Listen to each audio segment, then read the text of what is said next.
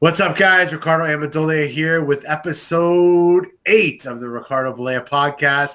Thank you, everyone, for tuning in and watching this on YouTube. Hopefully, I'm going to get this on all the audio tracks and SoundCloud and iTunes and all that stuff. Before we get started with today's guest, just give you a quick little reminder. Give me a like, give me a subscription, hit that little bell so you get a notification of the next episode. Now, let's get right to it. Today, we have a special guest, somebody I've known all the way since 2000, a long time, training back in Atlanta, Mr. Rodrigo Comprido Medeiros. How you doing? I'm fine. How are you doing, folks? I'm glad to be here with you guys today. All right. So, Comprido, you're in Chicago. We were just talking. It's like, man, the corona, we're in the coronavirus right now. It started to rain and hail and a little bit of snow in Chicago. But outside of the weather, how's things with like this whole coronavirus, where you're living? Like how serious is it? How bad is it affecting your neighborhood? Give me a little bit of info on that. And I live in the suburbs, right? So here is good because it's not too much people crowded together. So it's not that bad. Okay. Like just go buy groceries and stuff like that and come back home. You can go go around the block and stuff. Like you can do a lot of more than that, right? Yeah. But the truth is, at least here in the United States, nobody's in real quarantine. Yeah. It's just holding place, so you can do a lot of stuff. Yeah. Still, And man, the thing is, everybody's healthy. All my friends, all my family, and then that's the important thing. Because yes, I'm losing money, you are losing money, everybody on the industry is losing money. Mm-hmm. But these we can figure it out later. Yeah, for sure. If you lose a person that we care about, it's nothing we can do. Absolutely. So we have to be glad that at this point, at least here with my friends, my family, everybody's doing well. So I'm glad for that. Nice. Yeah, I just stopped looking at the news. I check once a day in the morning. I just check like the worldwide kind of status just to see what's going on, but I don't want to look at the news. I don't want to see any more negativity. You know what I mean? Has it gotten pretty has there been any like violence or anything like that with this situation? Like I'm in Canada and guys got arrested over toilet paper. Somebody pulled a gun out and you're near the mean streets of Chicago. What's going on over there? Has it been okay? As I said, here close to me is all calm. It's all the same, But people freaks out and I actually find out the toilet paper problem. Yeah. I see a piece on TV the other day explaining that many people used to go to the toilets outside the house. And that's an industrial toilet paper, and then it's produced by different companies that produce home use toilet paper. Oh, okay. And they don't want to ramp up the production because they know this is just for a short period of time. Yeah. And toilet paper costs nothing, it's very cheap. So they don't want to ramp up the production. And that's why in some places is a problem with toilet paper, but you can always take a shower. Yeah, that's right. or you gotta use the bidet like in Brazil. Yeah. Anyways, so enough about the coronavirus. Let's talk about you. Let's talk about your history. It's one thing that I really like to do in this podcast. I've been, getting a lot of legends. Last time I had Shaolin, I had your friend Damian Maya before that. And, you and I kind of go back. First time I got to, be in the room with you training, and we didn't get to roll or anything, but we all kind of went to the same tournament together. Training with different same people was around 2000, and that was a really, really big year in your career. You debuted at 99, and that was huge. So tell me a little bit about your early beginnings of jiu-jitsu and how you got started and kind of how that scene was, the training and the competitions back then. So I start when I was 10 years old, training a little bit, was a fat guy who used to mount me. I did not like that at all. I quit. Yeah. Later, when I was 16, my cousin started training. At this point, all my friends were training. And then my cousin started training, and then he came to me. I was doing kickboxing at the time. My cousin told me, hey, Comprido, Rodrigo, at the time I did not have this nickname. Yeah. Hey, Rodrigo, you can come with me to Jiu-Jitsu, and then be my training partner. I just starting and stuff. I said, oh, okay, let's do it. But I'm gonna keep doing kickboxing. I said, yeah, keep doing kickboxing. 2 months later, I'm doing jiu-jitsu twice a day, and I got a nickname at the academy. Yeah. And my life pretty much changed. Like I don't think I would be a kickboxing instructor if I keep doing that. And like my first year, I could not compete because at that time is no white belt tournaments. Okay. So actually, the blue belt was the first belt I really wanna to get because it was the only way to compete. After that, I never want to change belt because I was a competitor, and I always want to go for one more tournament or 2 or 3 more tournaments, and try to get another medal, Mm-hmm. And then I started competing as a juvenile, 17 years old. I did not start well. My first fight, I was submitted. I think was a good lesson, because then the worst already happened, Baleia. Yeah. I already went there, I already tapped, so I did not have to fear that anymore. I already messed up that bad. And I keep going, and then at the same time, I was nervous, I was committing mistakes, I was delaying my attacks, all the normal things that every beginner do. And even some people who've been competing for a while still feel a lot of adrenaline, and the adrenaline makes you weird, Yeah. But then I like it, and then I keep going, and I keep pushing myself. I keep losing, and I keep going back, and I keep losing, and I keep going back. And then on the end of the year, I finally won my first tournament at juvenile. I won the weight and the open weight, and a week later, I went and I competed a tournament on the adult division that I won as well. Oh, nice. So, and then start. Nice. Start doing well sometimes, bad others, but then I had found myself. Nice. So, we talk about a little bit about your history, your competitive history. For me, the first year that I kind of caught wind of you was 99. That was your breakout year. I think, did you get your black belt in 99 or 98? Yes, in 99. Okay. Yeah, in 99. Yeah, as in you fought at some Brazilian team championship, you fought at some other events in Brazil. Then 99 was the breakout year. That was when I remember being as a fan hearing about you, big win over Mario Sperry. That was like huge at the time. And then obviously the absolute title, fastest absolute submission, and still not broken. You broke the record for the fastest submission in the absolute finals against Valletta. Tell me a little bit about that tournament, and you going against Sperry. That was huge at the time because you were a debuting black belt, and he was already an established legend. He'd already won so many tournaments, ADCC champ, and already World Jiu-Jitsu champ the year before. Won the Open against Valletta. So what was it like fighting Sperry? And from what I see on the video, you weren't intimidated. You were going, at least you didn't show it, but you went at him. I had the moment that I showed. Okay, so tell me a little bit about that tournament in 99. That was a big year for you, for sure. So that tournament, I went. The configuration of the tournament is different. We used to fight the division first, and then after you fight your division, you could go and register for the open weight. Okay. So I won my first fight, and I lost my second round for Paulo Filho. When I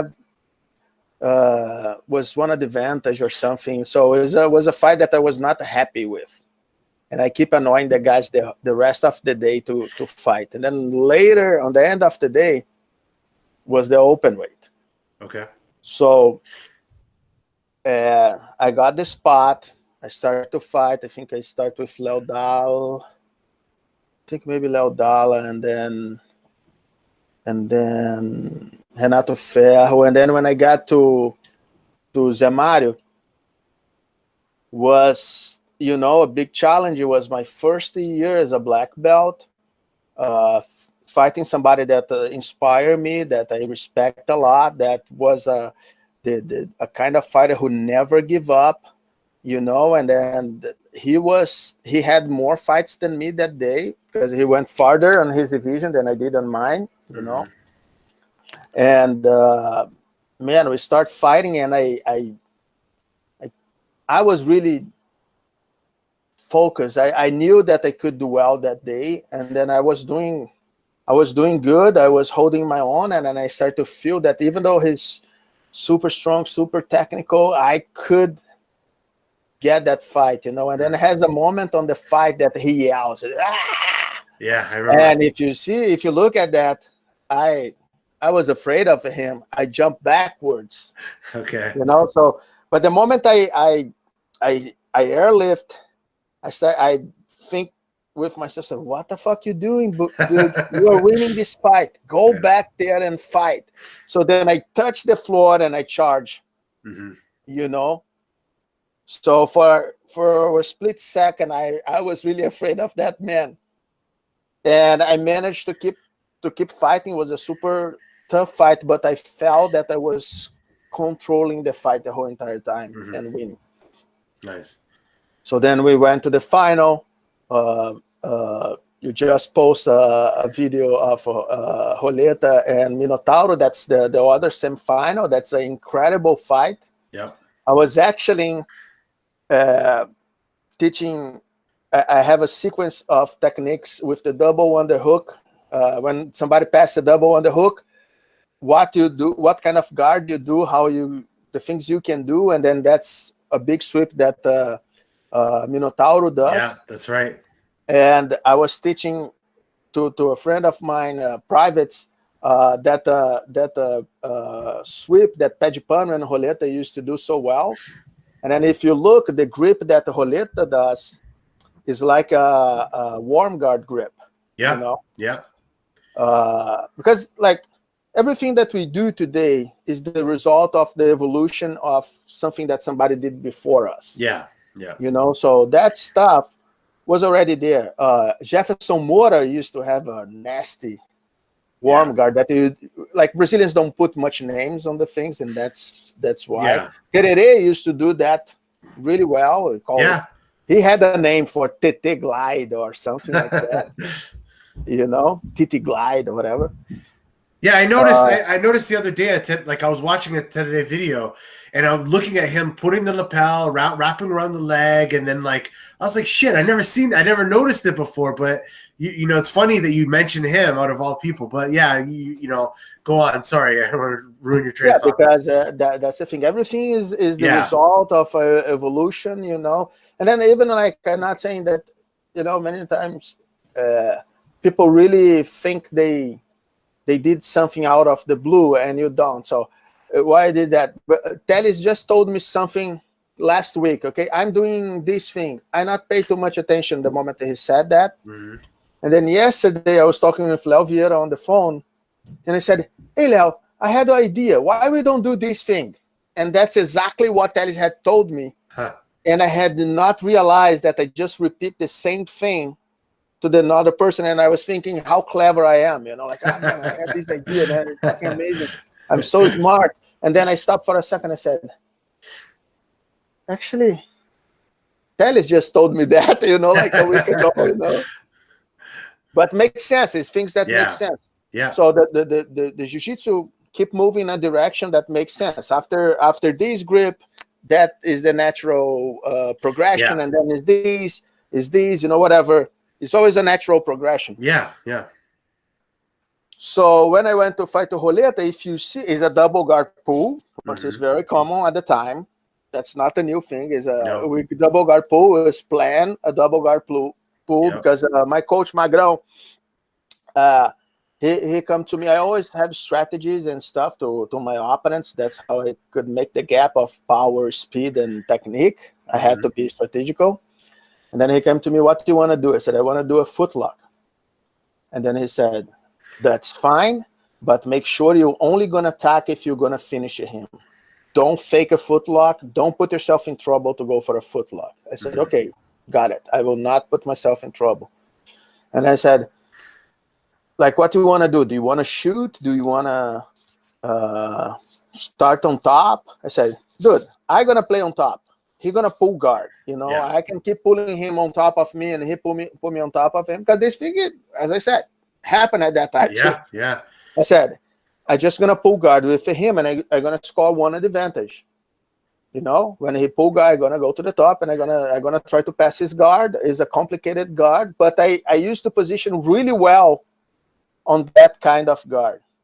You know, so when I pull guard, we actually end in a position that is almost like an open 50-50. If he crosses his leg, I'm gonna be in a 50-50. Yep. And man, I swear that I saw his foot on slow motion with the corner of my eye, you know, like waving here. Obviously, the foot did not wave, but for me, that split second took a minute. You know, like it's like a, you know, when you see on the cartoon when somebody do, you know, that's how I felt. I said, I don't believe that.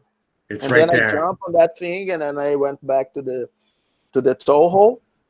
What is a old technique when I was young, you know, but was not something that people will be proud to do, you know. So when I did that attack, people said, you know, man, this guy just won the absolute fast submission at that time on the history of World's Finals. Now I lost that for Mike Musumeci, but I still the fast submission on the absolute final. Yeah. So I think we could do that, you know, like it's okay now to do it, because I saw people throwing bottles on the mat when people do footlock. People used to boo. If you go to a footlock, people would boo you on the tournament. The whole tournament, boo, you know, it was bad. So why do you think that? Why was that though? Why was it that there was that, you know, bad mystique with the footlocks back then? You know, I mean, I always heard that it happened, but I never understood why. You know, was it because? Sorry, go ahead. No, go finish. Was it because, like, you know, the judo correlation to jiu-jitsu, and maybe, you know, the leg locks were not really in judo? Was it something? I just can't understand why was it? Because if you look like some old videos of, like, even Helio Gracie, he's showing ankle locks, he's showing heel hooks with the gi. You know what I mean? So I'm always trying to figure out where the sport, you know, where in the pivotal point of the sport progression did it become taboo, and how some of these changes were made. What's your opinion on that? I think it's two things. One is, I think early on, probably the biggest opponents of the jiu-jitsu or luta livre and some kind of variation like that. Okay. And then those guys, because they don't use gi, they have less options. So then the foot was very prominent attack for these people. So that's kind of said that low level attack. Okay. And then the people who used to do this, or that we say, or we felt that used to do this more, were the people from the suburbs. What is bad in Brazil, like you don't consider the suburbs a good place, you know, like these guys with less technique attacking the foot, you know, is a low level technique, you know. You do that instead to pass the guard, you attack the foot, or, you know, something like that. That was the view, you know, like this. The guy is un grosso, you know, a rough guy. He just do that and stuff. But it was common. It's not uncommon. It was common, but becomes acceptable, becomes fashion the moment that somebody did that on the final of the World Championship and won. So you changed the game. You made it to become fashionable. You brought it back into jiu-jitsu. I did my contribution to allow the development. That's awesome. That's what it is. So, you know, fast forward a year, you had a lot of other tournaments, you know, going into 2000. That was when, you know, we went to the Pro-Ams, and, you know, you had that 8-man. 2000 Pro-Ams? Yeah. Was it 2000 or 2001? I think it was after that. I think it was. I don't know. I think it was after. I think it's 2000 December. That's why I'm thinking. I used to think it was tournament that nobody knows about it. Oh, man. It was such a shame, you know. So amazing when they had light. The money I won my life, you know. Yeah, it was a lot of money. I think Oh yeah. I made $5,000 on that tournament. Well, that tournament at that time was like the ADCC in the United States. It had the best guys: Leo, Shaolin, Tenene, you, Saulo, Jeff Munson, Hoyler, like all the best. Yeah, Shvia was there. Gar Taylor, what's the name? The guy, Gar Taylor, Mark the guy Robinson, from ATT, the judo guy, heavyweight.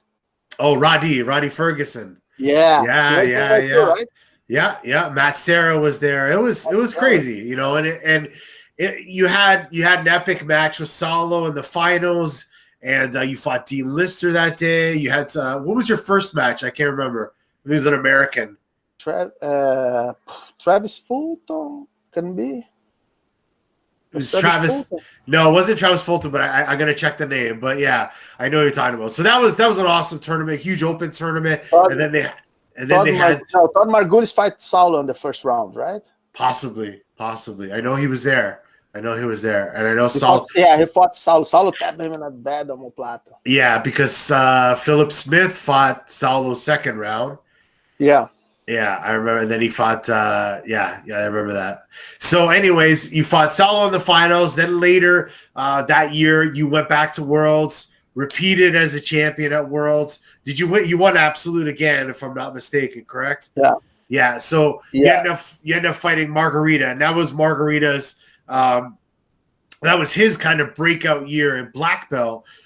Would you say that Margarita was, would you consider him a rival? Because you guys fought a couple times, in your career. We fought 4 times.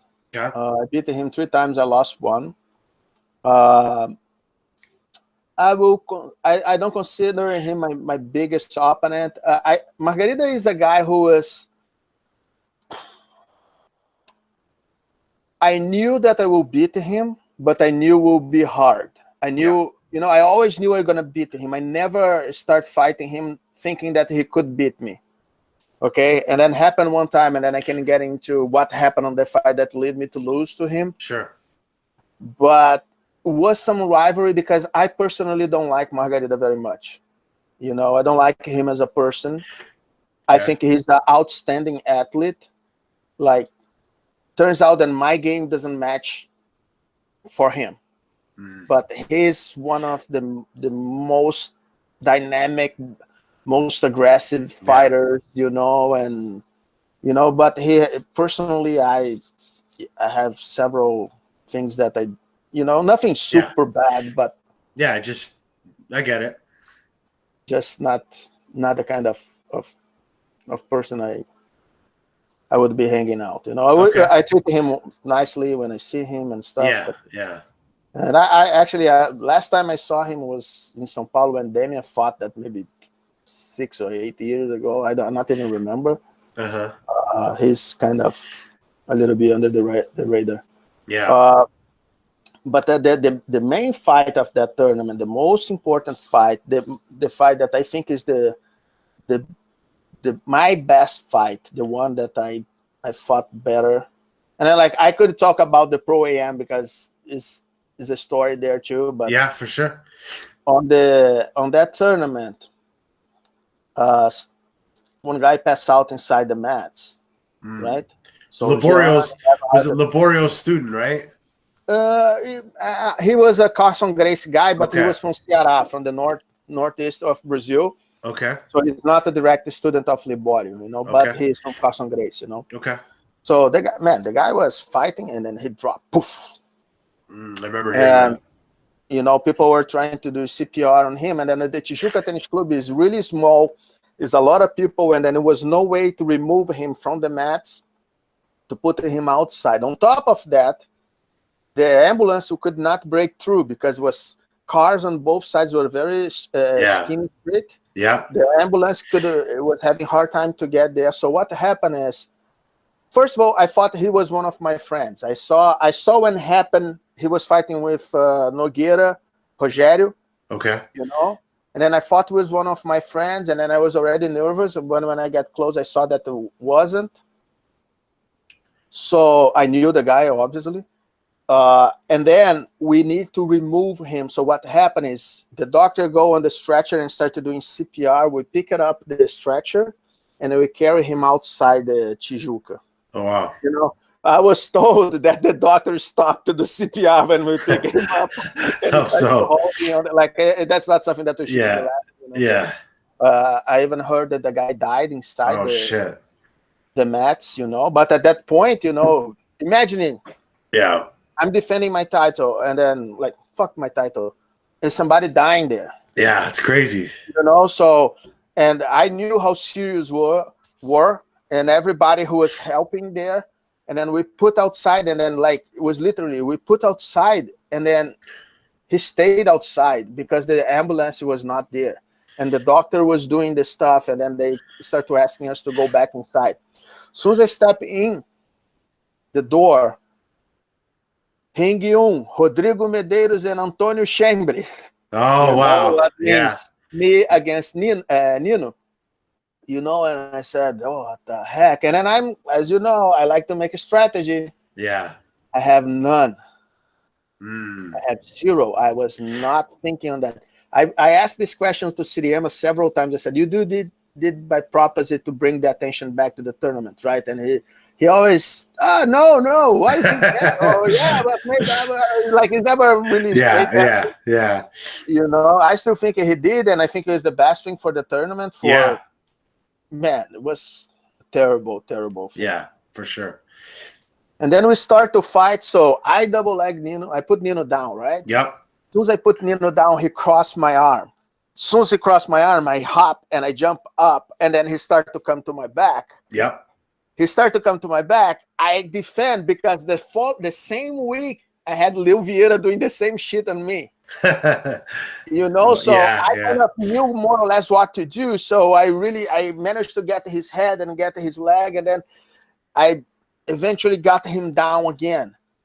You know, and then it was crazy, you know, for my guys, for his guys, you know. So it was a crazy fight. I don't think I could keep up with that fight for much longer, you know. Mm-hmm.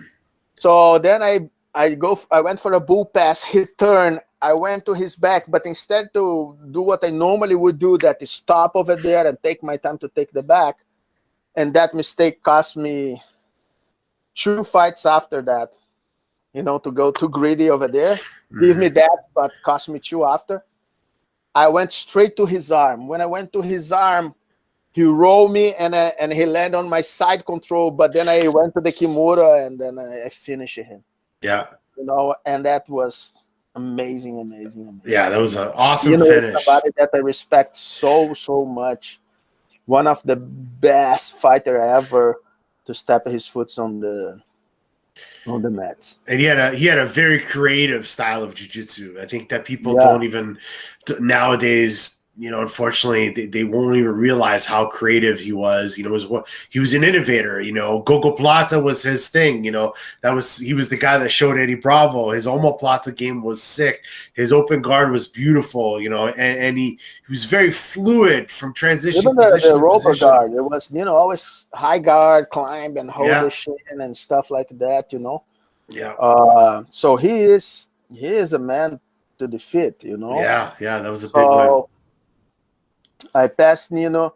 Then I was with Sfiha on the same final. You know, Sfiha is my good training partner. Yeah. You know, was obviously no way that I would fight a training partner, especially somebody who is that close to me. And I was on the first team, and he was on the second team. We did a fight because it was recorded. Yeah. It was no fight. Yeah. You know, it was just a joke. You know, Yeah. We're playing around. Has a moment that I hide behind the referee, and you know, and then like Sfiha was there. I was on the same final, and then honestly, he had when I fought Sfiha before, he beat me. You know, on the purple belt, he had beat me. You know, like God knows what could happen if I had to fight for real. You know. Yeah. But he was super nice, and he gave me the victory.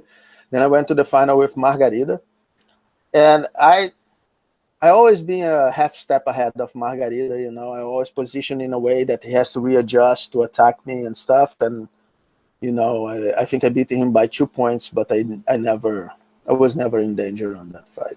Yeah. You know? And then that's, man, the best feeling in the world, you know. Mm-hmm.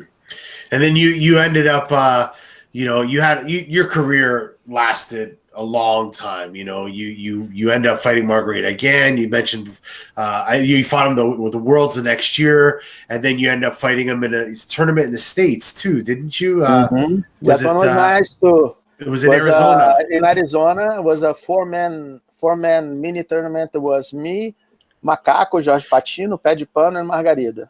Margarida beat Pé de Pano. I beat Jorge Patino, and then I beat Margarida. I don't know if that was after. I know that was after. That was after. Yeah. I remember because I remember you fought him. He beat you the following year, and then I was like, okay, Comprido's gonna get his revenge. And then you guys fought in the States again. It was one of these tournaments that, you know, it was in Arizona. You think that was after he beat me? I think it was. I don't remember. Yeah, but it was one of those tournaments. Like, there's so many events out there that happened in the past that nobody knows about. Historical matches. It's a Megaton tournament. Megaton hosts that tournament. That's right. I think it was the Arizona Open. And then supposed to be Léo Vieira in the other bracket, but nobody show up. Yeah. So he ended getting the prize without really fight. Didn't him and his brother just like have like an exhibition fight or something? Yeah, because nobody they take out the name from the bracket, you know. Yeah. But there should be two divisions. One that I was there for, and then the other one that they are there for. Yeah. So we talked about Margarita a little bit. Who would you say in your time was the guy that, like, in black belt specifically, that was like your rival, the guy that, you know, you fought and, you know, maybe you won one, lost one, and, you know, you really had to focus to beat this guy every time you competed, or, you know, you ended up competing against him? The guy who beat me most is Roger Grace. You know, he tapped me every single fight we had. Take me a really long time to understand. It'll take me at least 2 fights to understand how he works and to make my mind to how to beat him. And I do have a strategy to beat him. Okay. I thought that I would be able to do last time we fought super fight a few years ago on the national tournament. I commit a mistake and I pay for it. Yeah, but you started off with the takedown, if I'm not mistaken. That's a mistake. No, you're right. That's a part of the mistake. Okay, tell me why that was the mistake. Why I should never had put him down that early on the fight. That early, okay. And I was training with people who are not Roger Gracie, right? Yeah. So what I was doing is I was letting everybody put me on the close guard to defend myself on the close guard. That's the biggest weapon that Roger has. Like, he's good everywhere. Yeah. But I knew the close guard is where the thing gonna happen most likely.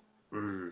You know, so when I get him down, I pull my body, and I'm not making excuses or nothing. I'm really being honest. That's what happened. Yeah. You know, when I put him down, I pull my body back a little bit. You know, because my whole training was every time I get a good position on somebody, I pull my body back and let them to recover close guard to keep going through the close guard. Mm-hmm. So that was the moment to run to the half guard and do a few other stuff that I had in mind. Okay. And then I let him put me on the close guard. And when that guy started crossing your arm, yeah, I had a plan for that actually works. But he did another sweep and a sweep mount, and that was a good fight. It was the first time that I make him go back.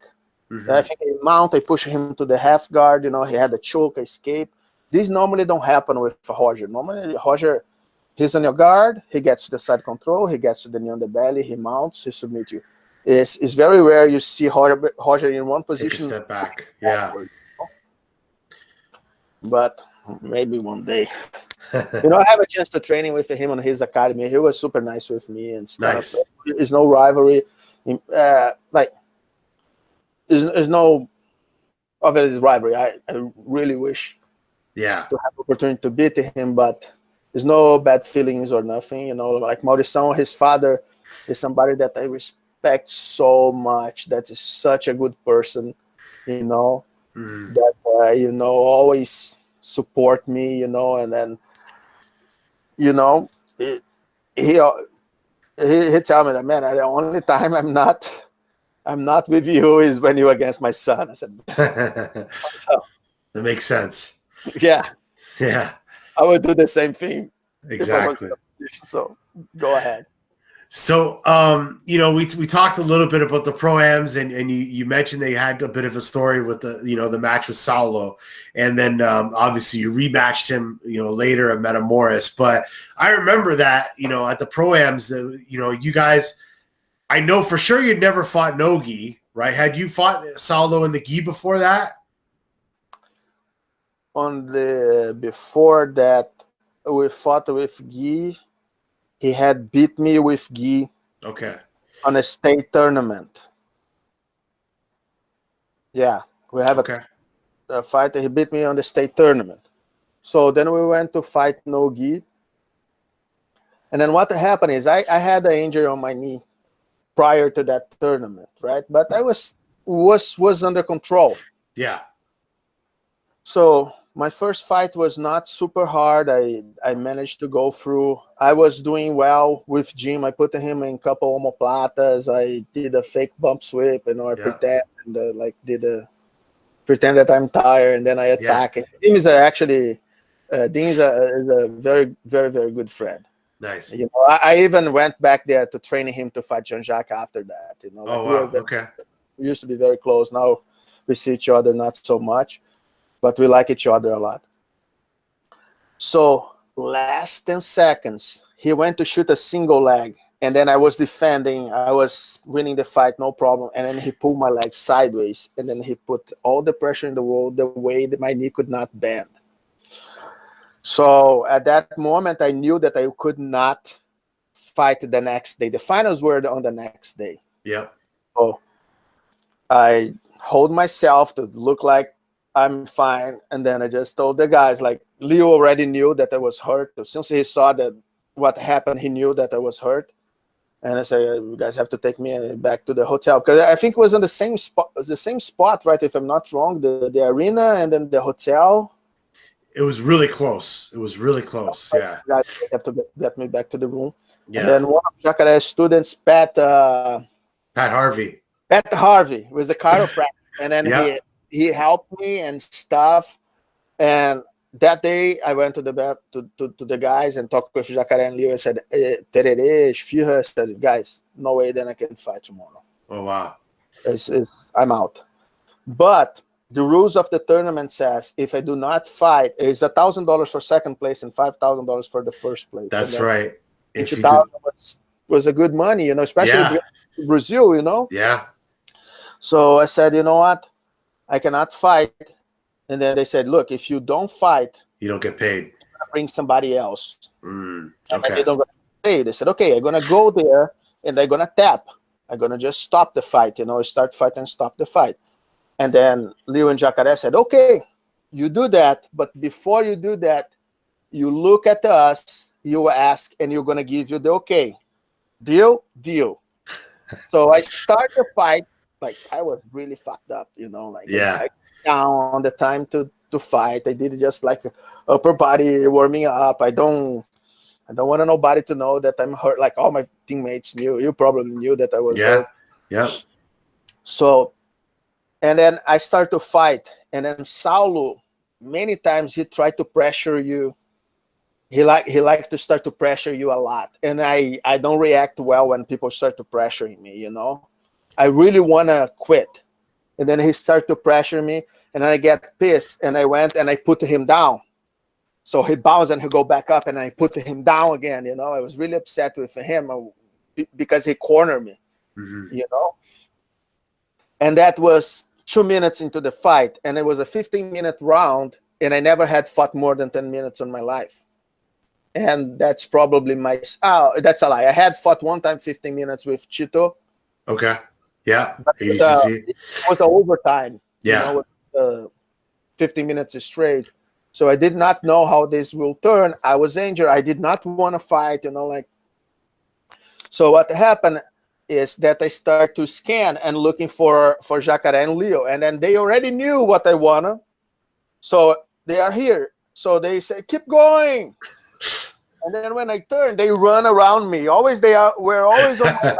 Yeah. Stop you if it is a video of that fight, but if every time that the camera catch them, they are on my back. You know, and then every time I look at them and they go, keep going. And then I remember that there was a point that I was on the half guard and my bad knee was up. And if my knee bends like that, I would not be able to stand the position. And then what happened is Saulo started to gas. And then I pass his guard, he recover, but I get to his side control. You know, and then the guys, Comprido, keep going. You do not stop. You keep going. Yeah. Even after that, I still want to stop. Yeah.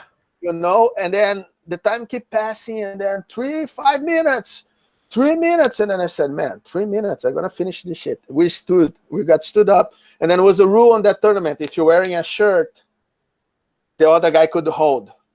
I was sure. Saulo had a cotton shirt, so when we stood up, I think I had the 4-0 on him. Maybe 6, maybe 4. I'm not 100% sure. But man, I grabbed that shirt like if I'm holding the lapel of a gi, and then I pushed down to stop him to shoot. He was pretty tired, you know. Like when he finished, his lapel is on his belly button, and then I ended up winning the 5,000. You know, I was super happy. Eugenio.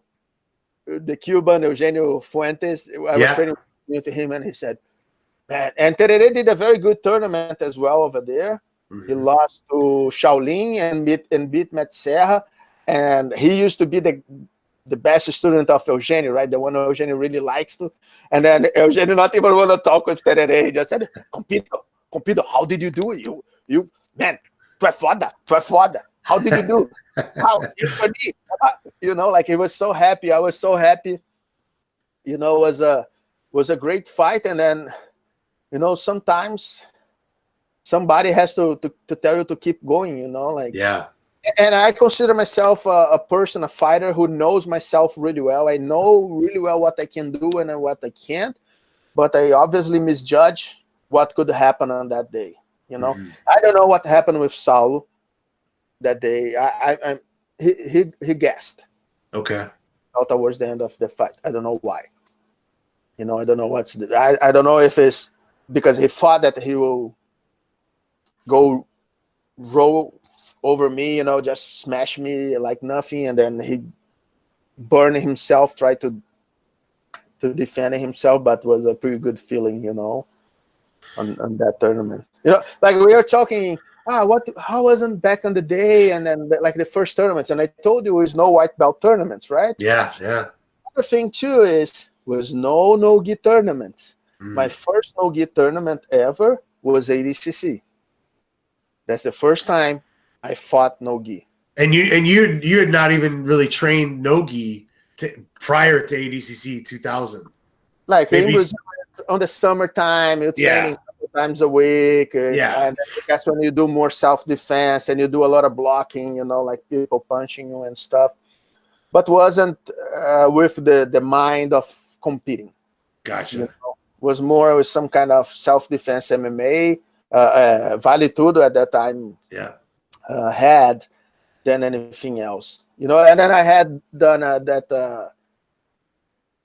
that fight I had in Atlanta before I got my black belt. That was on the ring. I had the gi and open hand and kicks. Like, you know, pancreation or something, right?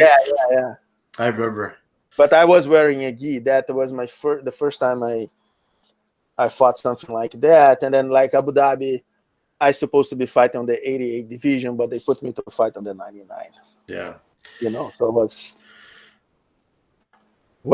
was not like today that you can go and fight 100 tournaments, you know, before to ADCC. Would you say that your 99 win over Holeta, or would it be that match over Saulo, or would you say with the match over Nino? In your career, what was your most, you know, that special accomplishment or that match that you were like the most proud of, or the tournament that you were the most proud of winning?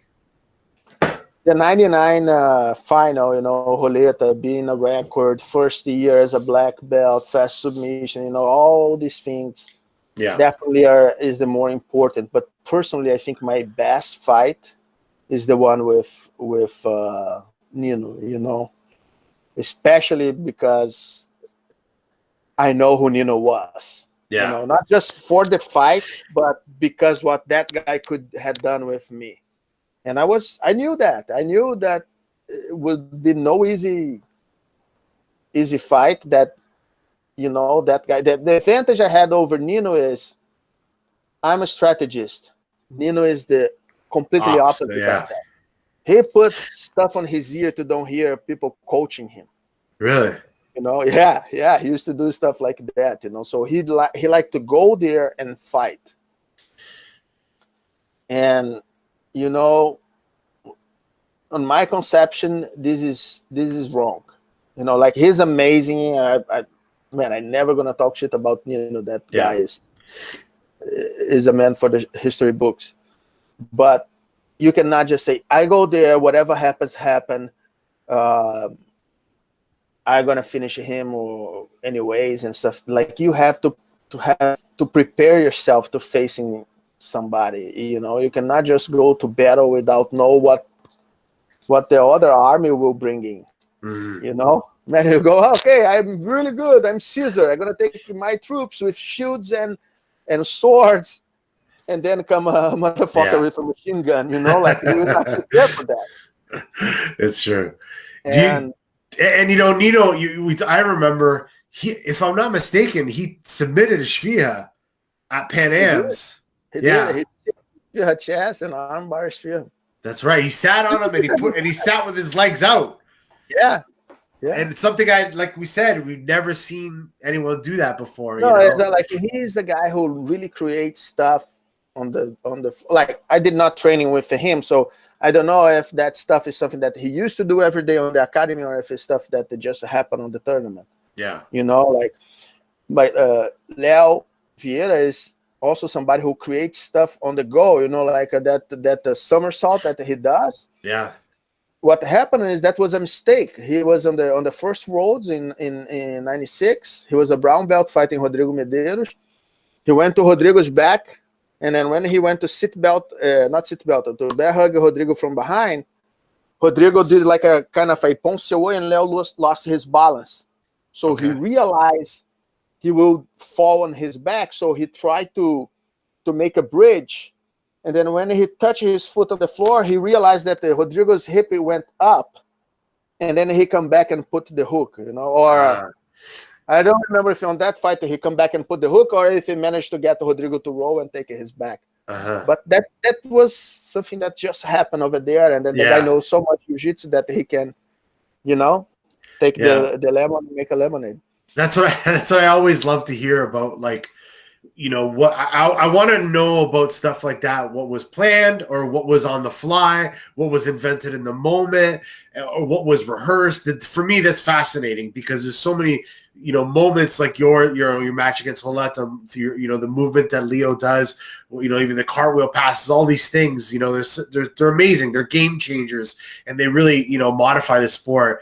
I want to talk a little bit now about, you know, the training that you would go through, you know, at that time compared to training nowadays. How would you say that, you know, you training in that era, you know, late 90s, early 2000s, you know, that's when you became a world champion. Compare that to today, and what do you think you were doing right or wrong, or if you could go back in time, like, fix, you know what I mean? Like, because nowadays, you know, the younger generation have their own methodology of training. They think you need to do the ABC, a lot of emphasis on drilling. What was your training like back then? Was it, you know, how many classes a day? Can you give me a little bit of insight on that? I used to do sometimes 2 classes a day. Okay. And then on the beginning, it used to be just classes, you know, regular classes. Yeah. And then later on. The class is just half hour warm up, half hour technique, half like the regular. Yeah. Okay. Regular classes, you know, like, close to big tournaments, you used to have the team training, where they have a bunch of people coming, and then that's a day that is not so much technique, much more training than technique, you know. But that's not something that happens every day. Maybe before the Worlds we have every day, during the year, happens on the weekends, Saturdays, not even all the Saturdays, once a month or something like that. And I always travel a lot to train. I used to go a lot to Espírito Santo, to Vitória, and a lot to São Paulo to train. So, and this create a bond between the guys from those 3 states, and then we travel a lot, and then we be very tight together. Jamelão, myself, Léo, Teles, Demian, Tererê, Léo Negão, like Felipe, Costa, a bunch of people that we used to training together. Esfirra, Múzio, Traven, a bunch of people. So I get a little bit from each coach, even though Jacaré was my coach until purple belt. When I was a purple belt, he moved to Atlanta. And then Magrão, who was already somebody that I look over to a lot because we have the similar body type. Yeah. The game, people who knows Magrão, Magrão a little bit. Yeah. Like my game is Magrão. Yeah. Copy of Magrão. My style to fight, the way I fight is a lot from him. And just so if you guys are watching at home, Magrão is Fernando Gurgel, brother of Fábio Gurgel. I got to train with him in 2004 and in 2005 in Búzios and in Rio. And man, the guy's his guard. I'd never felt anything like that before. I remember he elevated me with just I didn't even know what the hell was happening. I thought it was like a magic trick. I was just being lifted in the air because he had long legs. And you mentioned similar physique and similar style to you. So yeah, just letting you guys know. But Magrão, he used to compete a lot, but he had a business, he handed over the family business. His father had a company who passed to him. So he was, when Jacaré left, Jacaré gave the academy to Magrão to run, and Magrão was having his business, helping his father, and then running the academy. And then he realized that he has to give full attention to his father business. His father then got a second business, and the father went to the second business. He took the original business, and that's when I've been giving the academy. Okay. Or forced into the academy. So, but I don't know why we're talking about Magrão. Besides the fact that he's very important in my life, and he's an extremely good person, Yeah. Extremely nice guy. So would you say that you got a lot of the, you talk about game planning and coaching strategies. Who would you say kind of influenced you the most on how to kind of develop a lot of that? Would it be Magrão? Would it be, other people? I would say Magrão. Magrão is always like, it was Peck. You meet Peck too, right? Yeah. Peck, man, Peck, I think, is the responsible for the fact that I can't take so much pressure, because when I was a blue belt, man, he used to like to torture me, he did not try to pass my guard. He tried to make me tap on holding my leg next to my shoulder and stretching my other leg, like kind of banana split kind of stuff, but passing, and then I learned how to do little adjustments to release the pressure, and then shoulder pressure. Rony is the other guy with a lot of shoulder pressure. Like I have a lot of people who help to mold my game. But Peck and Magrão are people who always, especially Magrão, always said, but like, what are you gonna do? How are you gonna beat this guy? Why you don't do this? Why you don't do that? Like, you think this is gonna work? And then like I used to like to watch. I used to be much better with strategy than I am now. I used to know that the game to every single champion on the tournament. When I was young. Now I don't pay that much more attention. What do you think about the jiu-jitsu nowadays? I know there's a lot of discussion about like, the old school, the modern jiu-jitsu, but the thing is, you're at all the tournaments. You came from, I call it one of the golden eras of the sport. I love the 90s, that late 90s, early 2000s era of jiu-jitsu. That's my personal favorite to watch. It was a lot looser. It was a lot more action, in my opinion. But you're still at all the tournaments. You have your guys, your coaching, your team. what do you think about the jiu-jitsu now, and what do you think is better or worse with compared to the older days? Man, we're tending to have this nostalgia from the times that we are active, that we are accomplishing stuff. The kids today are better athletes than we are because the science today is better than the science at that time. They know more technique now because it's more technique to be knowing now than was back on the day. Remember, I was the new generation 20 years ago. Yeah. And then whoever you think is new generation now will be the old school 20 years ago, and it will be saying, yeah, on my time, I used to go there and do this and do that, and that's the way that this and that happened, you know? I think jiu-jitsu is progressing, is developing.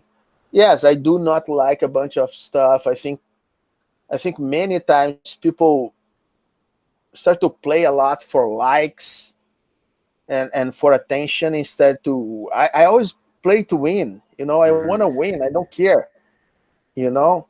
I don't want to look good. I want to be good. I want to, win this stuff, doing whatever I can to win. If it's understanding the rules and use the rules on my favor, if it's with a submission, if it's with an advantage, if it is with points, if it is with the judge decision, if it is because I did my homework and I understand the weakness of my opponent, whatever the case, I want to win. And then the criticism I have is, like, sometimes you have two extremely good fighters. I'm gonna just took two guys as an example, okay? And then not necessarily what I say applies to those guys. Okay. So let's say Cobrinha passed guard better than Rafael Mendes, right? But let's say he passed much better than Rafael Mendes, but Cobrinha cannot pass Rafael Mendes guard. So what happened is you get that stuck fight. Yeah. Where they both try to play on bottom, and they both know that if they go on top, the fight will be lost over there. And then they start to realize it's not just not go to the top. When you're playing guard, it's not just about to sweep, because then you're going to be on top. They only going to go to the top if they can go to the back. And then sometimes I see so much waste of energy to reach a position that you could go much faster. And that this might be just because I'm old and slow.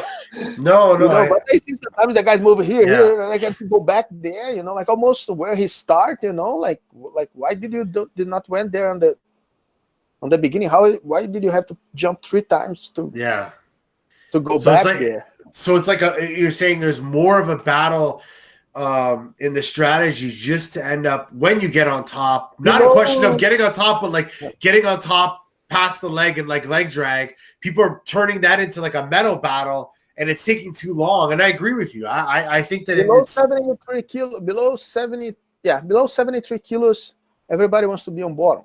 Yeah. Everybody. So it's not even a point to learn a takedown. Yeah. The point to learn a takedown is sometimes as you're doing the sweep, both of the guys is standing, and you would be better off if you know how to apply a takedown. Yes. But I think jiu-jitsu is nowadays is amazing, is developing. It annoys me this trying to be on the media all the time and challenge and empty challenges, because the challenge, it was challenges on my time, but was challenge for people who really did not like each other. Yeah. It will not just challenge. I will not just talk shit about you just to have people giving us likes or to invite us to fight or to make money. Like these, I don't like. If I don't like you, I don't like you, and then like I don't need to keep talking shit about you. Like if you're a terrible fighter, okay, and then I go there and beat you. If I keep telling you you're a terrible fighter, I'm gonna do this, do that, do this, do that. How good am I? Yeah. You're terrible. According to me, you are terrible. Yeah. I go there and I beat you. How good am I? You don't make yourself look better by doing that. Yeah, I understand. Yeah. I go there, Baleia, with it tough. I don't like that. I hate the guy when you hate the guy, Yeah. If you don't okay, is a guy who are gonna fight? Are gonna be friends of after or not? Uh-huh. You know, and that's the way I see this stuff. But that obviously is working really, really well for a lot of people, you know, and I doubt they will ever listen to my advice on that because it's working for them. Yeah, I mean, it gets people talking, you know, and it gets attention. So I see both ends of it. You know, it was funny in the last conversation I had with Shaolin. He made a point, and I wanted to hear your perspective on this. And he said he tells his students, and I posted this today. He tells his students, you guys are you chose to do jiu-jitsu in the worst possible time to do jiu-jitsu. And I was like, what? He's like, because there's so much freaking information out there. There's so many videos, there's so many Instagram, TikTok, YouTube, this, that you don't even know what to do anymore. And now you're like confused when you go to class, or you're like not trusting your instructor. But back then it was like you went to your academy, you listened to your instructor, you trusted your instructor, and you did whatever he said, and that was it. What do you think about that statement and what he's saying there? It's a lot of information. It's a lot of bad information in general, not just in jiu-jitsu, in everything, on news, on coronavirus, on politics, everything is bad news. And then people wants to reinforce their own beliefs, and that they keep spreading that crazy news that come to them, but they believe, and so they send to you. And I see some stuff on the internet that I said, this is just impossible. You know, like stuff that it was clear made to become viral. Yeah. But it was impossible to do in a tournament, or impossible to do in a tournament with somebody on the same level than you. Yeah. Yeah. You know? And a lot of not so good, a lot of very good instruction, you know? Yeah. But a lot of sloppy instruction, a lot of people who talk beauty nicely, but cannot deliver so well on the technique. Gotcha. You know, and then try to make things super complex. As an instructor, as a professor, what I want to do is make jiu-jitsu simpler to you, because jiu-jitsu is complex. Yeah. You know, so if I throw a lot of complex stuff on top of you, man, you're gonna go crazy. You're gonna quit. I have to make as simple as I can. And then, you know, one of the best of all times, maybe the best of all times, is the most simple guy that you ever saw, is Roger Gracie. You know, that dude never did a fancy movement on his life. You know, if he has his life depending on him to do something fancy, he will die. Simple. Yeah. You know, because that's his style, but very efficient. I have this argument with a million people. Roger is super strong. No, he is not. He knows how to use his body. He's not strong. You know, you get a strong guy, you get Zemario, he's going to lift him more, like maybe not now, but you know, on his prime, he will lift much more weight than Roger. Arona will lift a lot more weight than Roger. The thing with Roger is nothing to do with power and everything to do with technique. And you felt that. You felt the difference between those guys. I was talking with Libori yesterday. He said, Libori told me he's really strong. I said, no, he's not. And then and that's not try to say talk shit about him. It's actually the opposite. Is he don't need to be, because he's that good. His positionment is super good. When you position well, you don't need to use that much energy. You know, everything he does, he uses just the energy necessary to accomplish that. And then he positioned his body, he put his body after every single movement. That's why it's so hard to escape him, because all the body's behind, you know, like he's crossing your arm and then he's using the whole body to move. It's not just on the hand, you know. It's like, I'm going to cross the, he pulled the arm. He's never going to cross my arm. I'm super stronger. He's never going to pull my arm. Yeah, he's never going to pull your arm, because that's not what he does. He pulled the arm, he escaped the hip, he moved his knee, he pushed your back with something, and then he faked this, and he, like, it's a whole body motion to achieve this. Yeah. You know? Once he get here, you never go back here. You know, like, I cannot see me, but whole body motion to get this, and then you can never come back. Yeah. Well, I never thought of it that way. It's the first thing. That's the first time I've ever heard that too. It's a great analogy. Well, let me ask you something. Best advice that you could give a white belt that is in this game right now, or maybe even a blue belt, but like somebody new to jiu-jitsu that feels like they're maybe they're frustrated or feels like they're overwhelmed with all this technique. What's the best advice you can give them? So first of all, you have to be truthful. Okay, tell the student, the white belt gets to your academy, tell, dude, look, this thing gonna look very, very complex for 6 months. Nothing gonna make sense, because you tell him, never put your leg up, and then next technique you said, put your leg up, and then the guy said, what the fuck this guy is talking about? But that happens that one time the guy was controlling his leg, and the other time the guy wasn't. Yeah. And then he cannot understand this, that in jiu-jitsu, a little control, a little thing changes completely the way you have to react, And this takes a long time to understand. For us, now it's easy. It's natural. Okay, now I can put my leg up. Now I can't. Now I can control the hip. Now I can. Now I can control the neck. Now I can, So this guy go there, and then with this impression, like the jiu-jitsu is easy, anyone can do, blah blah. Anyone can do, but it's not easy, especially on the beginning. You have to explain. Look, it's hard, but you can do it. And at the time gonna pass, you're gonna start to understanding much better. Everything gonna start to make sense. Just trust me for 6 months. Understand what I'm trying to do. You don't need to go fancy. You cannot start with a house from the roof. You have to start from the base. Okay, get your base strong. The one difference that I feel sometimes is between some of the guys. Everybody is specializing something, right? But I feeling that maybe on the past, people are maybe more. If they have to play on top, they would play on top. If they have to play half guard, if they have to, whatever situation, they will find out a way. And then today, I feel that the fight is a lot more niche. Like they only gonna play in here on this little condition here. If they get off that, yeah. And it was people like that in my time too. Yeah. But I feel it's a little bit more now. It's like this crazy battle of, I have to put the De La Riva first. No, now I keep my butt on the floor. No, he keep his butt on the floor. No, I'm going to take his back. No, he's going to take my back. Oh my God. Like it's, yeah.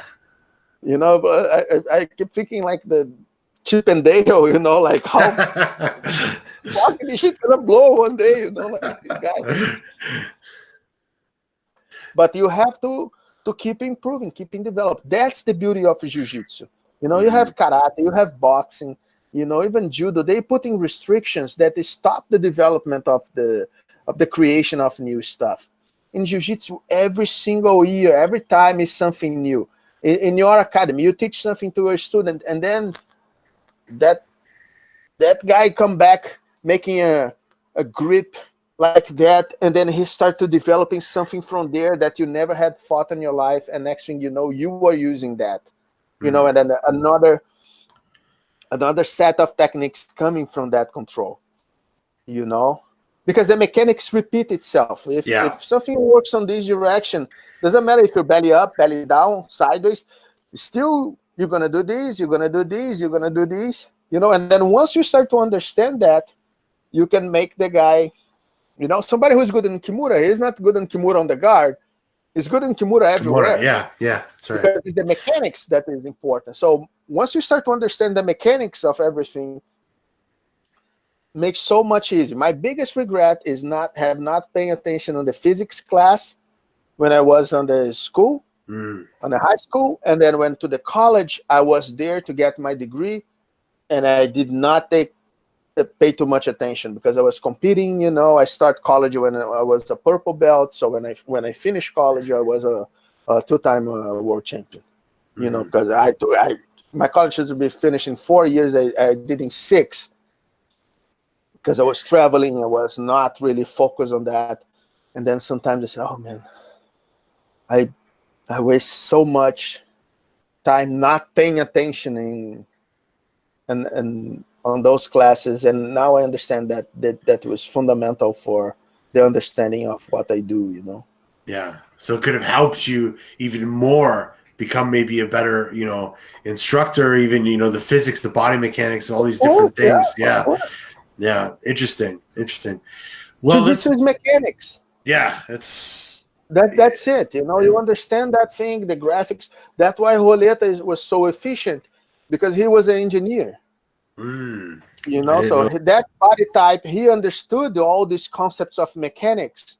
So he could come up with stuff, based on the science, and science don't lie, dude. That's it. Well, listen, Comprido, it's been just over an hour. Man, it was awesome going down, memory lane with you and talking about the old school stuff and some of your biggest wins. Man, I really appreciate it. I highly recommend, if you're watching this, if you want to go visit Comprido at his academy in Chicago. Where can people find you online, on your website, social media? Let everyone know. If you look at Comprido BJJ on social media in general, you're gonna find me. If you want to go to my YouTube channel, it's really nice, because you're probably going to be the first one to see one of the techniques, because nobody checked my channels. Even though I have some good material over there, I'm terrible promoting. I'm terrible doing whatever has to be done for YouTube to show. I don't know. But I have some good stuff there. If you go put Comprido BJJ on the YouTube, I have a bunch of sequence of videos. I have this sequence that I record with Coach Marcelo. I not even know the name of this guard. Like, we never name it. Yeah. Somebody gonna come and name it when somebody put double unders on you. What's the name to that guard? I've heard a game like Mantis Guard or something like a long time ago. Like but there's no name. You know what I mean? Like, double underhooks guard. What are you gonna say? I said something like that. And then my son helps me to do stuff, and I said, "What's the name to that thing?" I said, maybe double underhook, sweep when you're bottom." Like, doesn't make much sense, Yeah. But it is, and that's a game that people don't use as much today, and is a very efficient game to defend a bunch of other, like the De La Riva hook doesn't happen when you have double underhooks. Yeah. And then a lot of people don't use, and it's still very, very efficient for sweep, for submissions, Absolutely. So I recommend you guys to take a look. Maybe you see an old man teach you something that you can mix with some of your new stuff, and create something new.